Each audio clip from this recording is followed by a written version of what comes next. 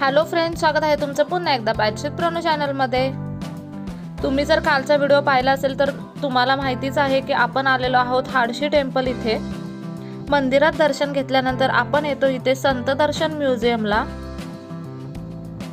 One day पिकनिकसाठी हा एकदम भारी असा स्पॉट आहे। तुम्ही तुमच्या फॅमिलीला घेऊन इथे डेफिनेटली येऊ शकता, कारण इथे बऱ्याच ॲक्टिव्हिटीज आहेत। इथे ॲडव्हेंचर पार्क आहे, हे संत दर्शन म्युझियम आहे, त्यानंतर मंदिर आहे। त्यामुळे वन डे पिकनिक एकदम छान अशी तुमची इथे होऊन जाईल। आता संत दर्शन म्युझियमला जाण्यासाठी आपल्याला तिकीट काढावं लागतं सगळ्यात पहिल्यांदा। तर इथे 3 वर्षापर्यंत जे बेबीज आहेत त्यांच्यासाठी तिकीट नाही आहे। 3 ते 10 वर्षासाठी मुलांना 100 रुपये आणि त्याच्या पुढच्या व्यक्तींना 200 रुपये इतकं तिकीट आहे। म्युझियममध्ये आत एंटर करायच्या आधीच आपल्याला इथे म्युझियमच्या बाजूला 2 हत्ती पाहायला भेटतात आणि त्यानंतर हे सुंदर असे पक्षी पाहायला भेटतात तळ्यामध्ये। इथे अगदी मोठा असा गरुड पक्षी आपल्याला पाहायला भेटतो एंट्रीलाच। त्यानंतर इथे ही गुहा आहे, तुम्ही पाहू शकता। इथे आपल्याला जायचंय। इथून पुढे मग म्युझियम स्टार्ट होतं। म्युझियममध्ये एंटर करतानाच एका बाजूला अशा पद्धतीची जास्वंदीची फुलं ठेवलेली आहेत अगदी मस्त पाण्यामध्ये। त्यानंतर इथे रांगोळीचं पाणी करून ठेवलंय, ते सुद्धा पाहायला एकदम मस्त वाटतं। आता आपण तिकीट दाखवायचे आणि अशा पद्धतीने गुहेमध्ये यायचं। इथून आपण आतमध्ये आलो। इथून आतमध्ये आल्यानंतर पुढे असे जायला रस्ते आहेत। सगळ्यात पहिल्यांदा गुहेत एंटर केल्या केल्या आपल्याला हे सुंदर असे गणपती बाप्पा पाहायला भेटतात।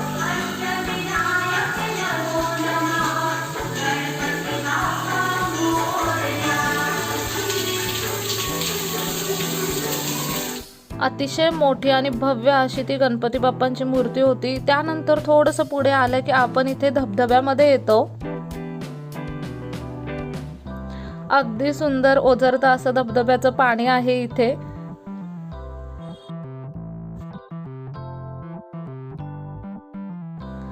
त्यानंतर त्याच्या थोडंसं पुढे आपण आलो की समोरच आपल्याला हे बाबा बसलेले दिसतात। अगदी खरेखुरे बाबा आहेत हे असं वाटतं बघताना। बाबांपासून थोडंसं पुढे गेलं आतमध्ये की ही सिंहाची अगदी भली मोठी कोरलेली प्रतिमा आपल्याला पाहायला भेटते। तिथून पुढे ना हा गुहेरी रस्ता आहे। गुहेमध्ये त्यांनी सगळीकडे लाईट्स वगैरे लावलेले आहेत, त्यामुळे भीती अजिबात वाटत नाही। गुहेतून असं हळूहळू सरळ चालत जावं लागतं। इथून चालण्याची पण एक वेगळीच मजा आहे। मस्त असं थ्रिलिंग काहीतरी एक्सपिरियन्स केल्यासारखं वाटतं।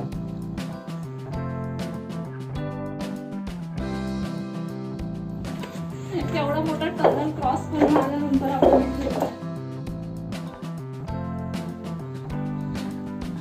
इथून आपण बाहेर पडलो की सरळ आपण निघतो ते कैलाश पर्वतावरती। कर्पूर गौरम करुणावतारम संसार सारम।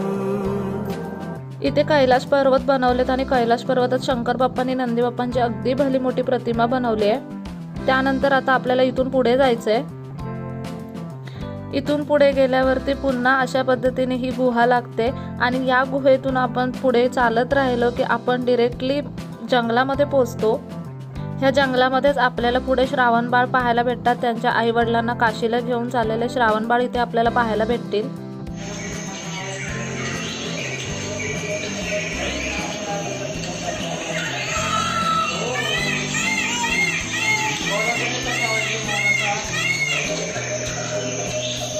आपल्या आईवडिलांना काशीला घेऊन चाललेले श्रावणबाळ तुम्ही इथे पाहिलेत। आता त्यानंतर थोडंसं पुढे आलं की आपल्याला संत रविदास पाहायला भेटतात। इथे संत रविदास अगदी शांतपणे त्यांचं चांभाराचं काम करत आहेत असं दाखवलं। आणि तुम्ही जर इथे व्यवस्थित पाहिलत ना तर तुम्हाला मागे एक झोपडी दिसेल, तिथे त्यांचे आई बाबा इथे झोपलेले आहेत आणि संत रविदासांची मान अशा पद्धतीने हालते।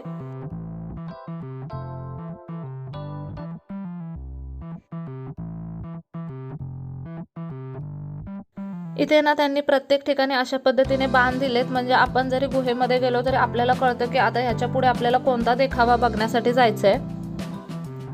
इथे दोन्ही साईडने लाकडाने असा रस्ता बनवलेला आहे आणि इथून पुढे गेल्यावरती आपण थेट फक्त पुंडलिकांच्या इथे पोहोचतो। भक्त पुंडलिक इथे आपल्या आईबाबांच्या सेवेत मग्न आहेत आणि त्याच्यानंतर तिथे भगवान विष्णू आलेले आहेत त्यांना भेटीसाठी. ह्या सगळ्या ज्या गोष्टी आहेत ना त्या लहानपणी आपण पुस्तकामध्ये वाचलेल्या आहेत किंवा कधी ना कधी आपल्या आजी आजोबांनी ह्या गोष्टी आपल्याला सांगितलेल्या आहेत. ह्या सगळ्या गोष्टींचं प्रतिरूप इथे पाहताना खरंच खूप छान वाटतं. इथे थोडंसं पुढे आल्यावरती बाळ नामदेवांचा बालहट्ट आपल्याला इथे पाहायला भेटतो. इथे नामदेव हट्ट करतात देवबाप्पाला की तुम्ही या आणि हा नैवेद्य खा, त्याच्याशिवाय मी सुद्धा जेवणार नाही. आणि मग देव स्वतः येतात आणि नैवेद्य ग्रहण करतात. त्यानंतर पुढे गेलं की इथे आपल्याला जनाबाई जात्यावरती दळण दळताना दिसतात. स्वयं भगवान विष्णू त्यांना इथे दळण दळण्यासाठी मदत करतात असं दृश्य दाखवण्यात आलंय. खरंच खूप सुंदर वाटतं हे बघताना.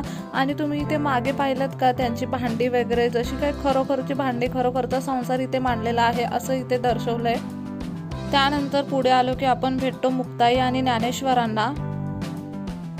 प्रत्येकाच्या लहानपणी ना आपल्या आईवडिलांनी आपल्याला ह्या गोष्टी सांगितलेल्या आहेत. तुम्हाला ह्यातल्या कोणत्या कोणत्या गोष्टी आठवतात ना इथले सगळे देखावे किंवा दृश्य पाहून मला कमेंट बॉक्समध्ये नक्की सांगा. त्यानंतर थोडंसं पुढे गेलं की गुहेमध्ये हे साधू बाबा तपश्चर्येला बसलेले आहेत असं दाखवलेलं आहे.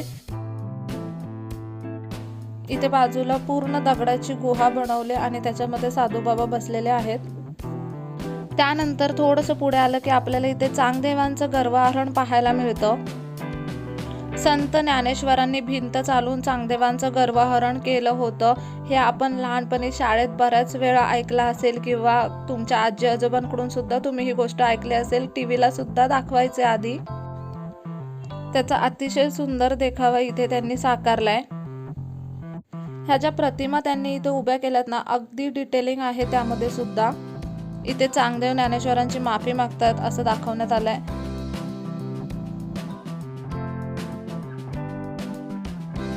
इथून थोडंसं पुढे आलं की इथे एकनाथ महाराजांच्या हातामध्ये आपल्याला पाण्याच्या 2 घागरी दिसतात. एक गाढवीन इथे पाण्यासाठी तडपडत असताना सगळे ब्राह्मण त्या गाढविणीला पाणी पाजण्यासाठी नकार देतात. तेव्हा एकनाथ महाराज त्या गाढविणीला पाणी पाजतात असं दृश्य इथे साकारण्यात आलंय. आणि इथे तुम्ही पाहू शकता त्या घड्यामधून गाढविणीच्या तोंडामध्ये पाणी पडताना आपल्याला इथे पाहायला भेटतं.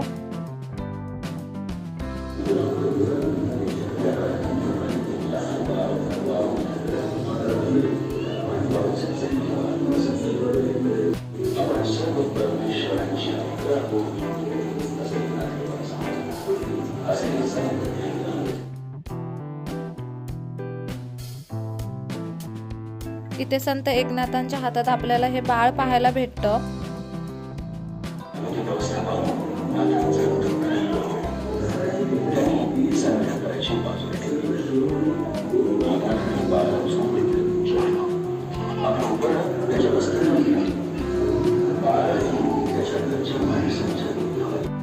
तुम्ही आता ही ऑडिओ क्लिप पाहिली असेल तर अशा ऑडिओ क्लिप सगळीकडे लावलेल्या आहेत. ज्या देखाव्याच्या इथे आपण जातो तिथे प्रत्येक ठिकाणी ह्या ऑडिओ क्लिप लावलेल्या आहेत जेणेकरून त्या देखाव्याबद्दल माहिती आपल्याला मिळेल.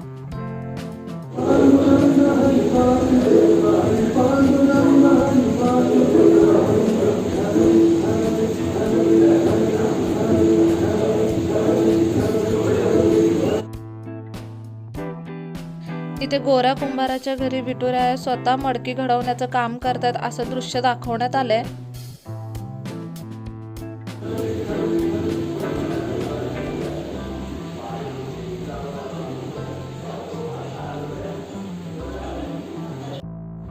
इथे सावतामाळ्यांची गोष्ट आपण सगळ्यांनीच लहानपणी ऐकली असेल. कांदा मुळा भाजी अवघी विठाई माझी हा त्यांचा प्रचलित अभंग आपण सगळ्यांनी कधी ना कधी ऐकलाच असेल. जेव्हा पांडुरंग पंढरीत सापडला नाही तेव्हा ज्ञानेश्वर माऊली आणि नामदेव महाराज सावतामाळीची भेट घेण्यासाठी इथे आलेले आहेत असं दृश्य इथं साकारण्यात आलंय.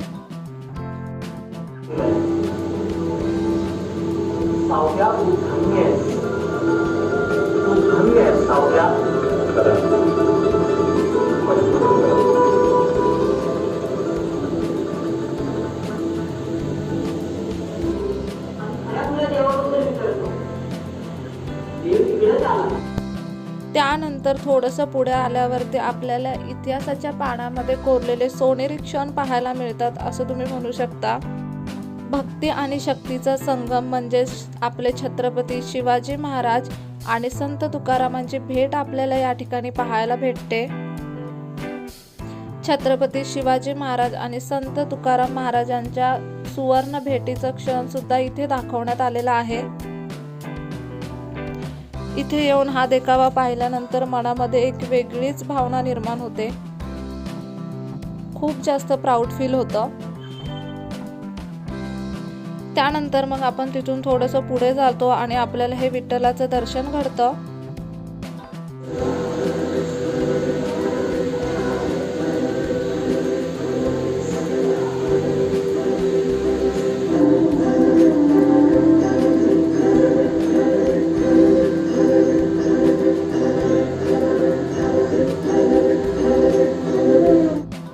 पांडुरंगाच्या चरणी आपल्या आत्म्याचं समर्पण करणारे सखू आपल्याला इथे पाहायला मिळतात.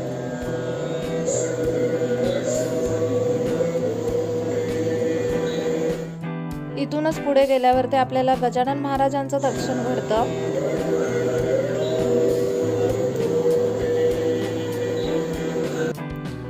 इथूनच पुढे आल्यावर ते आपल्याला लगेच स्वामी समर्थ महाराजांचं दर्शन घडतं. देवराज सेव्यमान पावनाग्रि पंकजं व्यालयज्ञ सूत्रमिन्दुशेखरं कृपाकरं देवराज सेव्यमान पावनाग्रि पंकजं.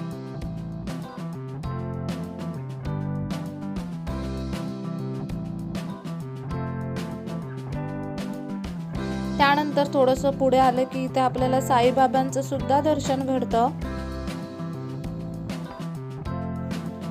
तुम्हाला महाराष्ट्रातले सगळे संत एकाच ठिकाणी इथे पाहायला मिळतील. सगळ्यात महत्त्वाचं म्हणजे ह्यांनी खूप डिटेलिंगमध्ये ही सगळी दृश्य उभी केली आहेत. जसे की तुम्ही इथे पाहू शकता, यांनी इथे चूल बनवले, चुलीमध्ये लाकडं टाकलेत आणि त्यांनी धगधगते आग सुद्धा त्यामध्ये ठेवलेले आहे. लाईटीमध्ये बनवले. ती आग पण बघताना अतिशय खरीखुरी वाटते. इथल्या प्रत्येक दृश्यामधून ना आपल्याला खूप काही शिकायला भेटतं. खूप काही गोष्टी माहीत पडतात इतिहासातल्या.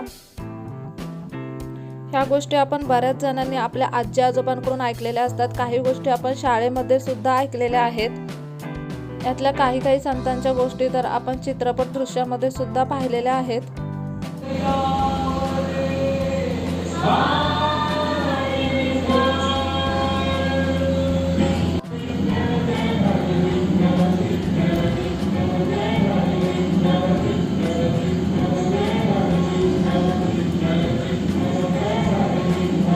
तिथून पुढे आलं की आपण थेट ह्या पंढरीच्या वारीमध्ये येऊन पोचतो. पांडुरंगाचं अतिशय भव्य असं स्वरूप आपल्याला इथे पाहायला भेटतं आणि हा सगळा वारकरी संप्रदाय आपल्याला इथे पाहायला भेटतो.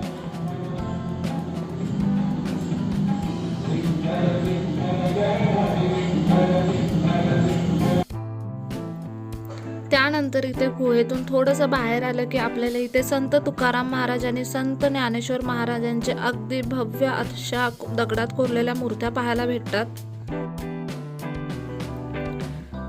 अतिशय भव्य अशा आकारात आहेत त्या. इथे तुम्ही पाहू शकता सुंदर अशा दगडामध्ये कोरलेल्या आहेत ह्या मूर्त्या.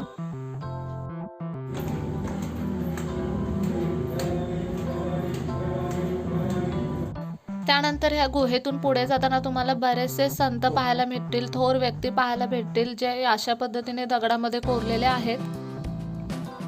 खूप सुंदर अशा प्रतिकृती दगडामध्ये कोरून इथे बनवल्या आहेत. इथे 200 रुपये तिकीट आहे. मुलांसाठी तर फक्त 100 रुपये तिकीट आहे. पण एकदम वर्थ इट आहे, कारण की इथे येऊन आपण बऱ्याच गोष्टी शिकू शकतो. खूप नवनवीन गोष्टी आपण पाहू शकतो. या ठिकाणी ही गुहा संपते. गुहेतून बाहेर पडल्यावरती आपण पोचतो गौशालेमध्ये. ह्या सगळ्या कृष्णाच्या गायी इथे दाखवल्यात. मध्यभागी कृष्ण बाप्पा तुम्ही पाहू शकता छान अशी बासरी वाजवतायत. तिथूनच ह्या बाजूला आलं की एकदम छान असा भाग येतो. मुलांना खूप आवडेल. इथे सगळे असे प्राणी बनवलेले आहेत. अगदी मोठ्या आकारामध्ये हे प्राणी बनवले, जसे की कासव, हे छोटंसं हत्तीचं पिल्लू इथे ग्रीन पॉलीमध्ये बनवलंय. हे अशा पद्धतीचं लायन बनवलंय. त्यानंतर कासव बनवलंय, हत्तीचं पिल्लू बनवलंय. मुलांना ह्या गोष्टी खरंच खूप जास्त आवडतील.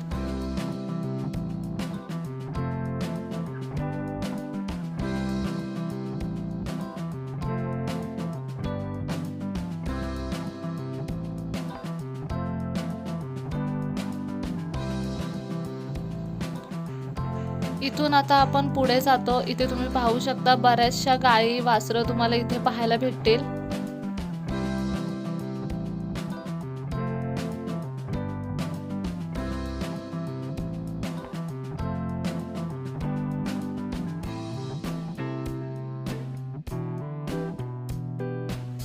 इथून पुढे गेलं की आपण थेट इथे बाहेर पडतो.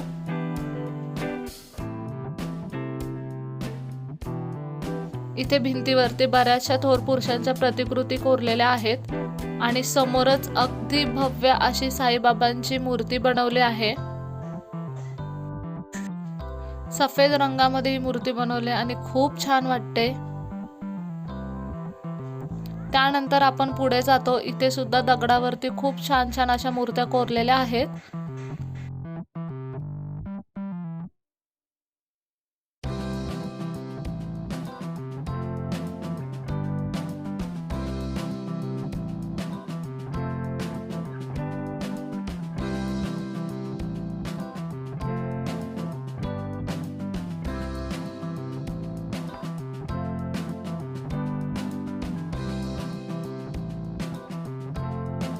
इथे बाजूलाच एक छोटासा सेक्शन आहे. तिथे तुम्ही हे हत्तीचं पिल्लू पाहू शकता. एक छान असा घोडा सुद्धा कोरलेला आहे त्यांनी.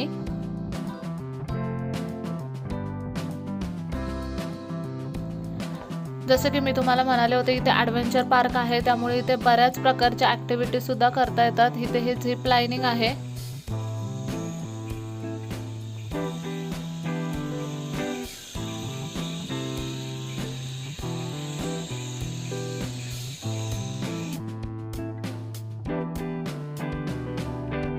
त्यानंतर तिथून पुढे आल्यावरती अगदी सुंदर अशी झोपाळ्यावरती बसलेली राधाकृष्णाची मूर्ती आपल्याला इथे पाहायला भेटेल.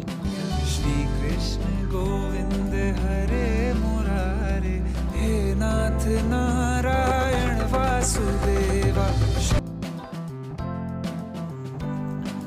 200 रुपयाच्या मानाने इथे अजिबात प्राइस रेट नाही आहे असं मला वाटतं, कारण की इथे खूप काही बघण्यासारखं आहे आणि इथे आलं ना की आरामात तुमचे 2-3 तास निघूनच जातात संत दर्शन म्युझियम फिरायलाच, कारण की सगळं व्यवस्थित बघत जर पुढे जायचं असेल तर 2 तास आरामात लागतात. इथून थोडंसं पुढे आलो की आपण येतो धबधब्यामध्ये.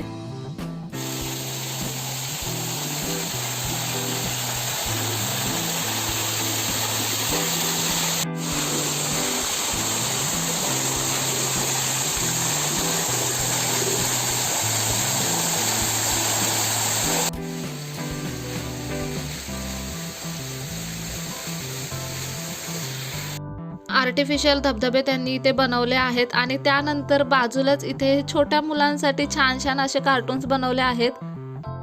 इथे यांनी गोगलगाय बनवली आहे, केवढी मोठी बनवली आहे. त्यानंतर अगदी मोठी अशी मगर बनवली आहे. तिथे मध्ये बसून तुम्ही फोटोसुद्धा काढू शकता. इथे अस्वल आहे. त्यानंतर त्यांनी सुपरमॅन, डोरेमॉन, पिकाचू सारखे बरेच कार्टून्स इथे बनवलेले आहेत. छत्रपती शिवाजी महाराजांची अगदी भव्य अशी मूर्ती तुम्हाला इथं कोरलेली पाहायला भेटेल. इथे आपलं म्युझियम पाहून होतं आणि इथे तुम्ही पाहू शकता ह्या ज्या स्टेअर्स आहेत इथून एक्झिट आहे, पण आता सध्या त्या गेटमधून बाहेर सोडतात जिथून आपण आलो तिथूनच. पण खरंच तुम्ही जर तुमच्या मुलांना घेऊन वन डे पिकनिकसाठी काही प्लेस शोधत असाल तर डेफिनेटली हे प्लेस फक्त तुमच्यासाठी आहे. इथे इव्हिनिंगचा व्ह्यू तुम्ही पाहू शकता, किती सुंदर वाटतंय संध्याकाळी हे ठिकाण. आवर्जून मुलांना घेऊन फिरण्यासारखं हे ठिकाण आहे. तुम्ही वन डे ट्रिपसाठी डेफिनेटली इथला प्लॅन करूच शकता. येताना डब्बा वगैरे सुद्धा घेऊन येऊ शकता. तुम्ही इथे मस्त असं संत दर्शन म्युझियम पाहू शकता, मंदिरात दर्शन घेऊ शकता आणि त्याचबरोबर ॲडव्हेंचर सुद्धा करू शकता. आवर्जून भेट देण्यासारखं असं हे ठिकाण आहे. लोकेशन खाली डिस्क्रिप्शन बॉक्समध्ये दिलेलं आहे. चला तर मग आजचा व्हिडिओ तुम्हाला कसा वाटला मला कमेंट बॉक्समध्ये नक्की सांगा. पुन्हा भेटू अशाच एका नवीन व्हिडिओ सोबत. तोपर्यंत मस्त खा, भरपूर फिरा आणि आनंदी राहा.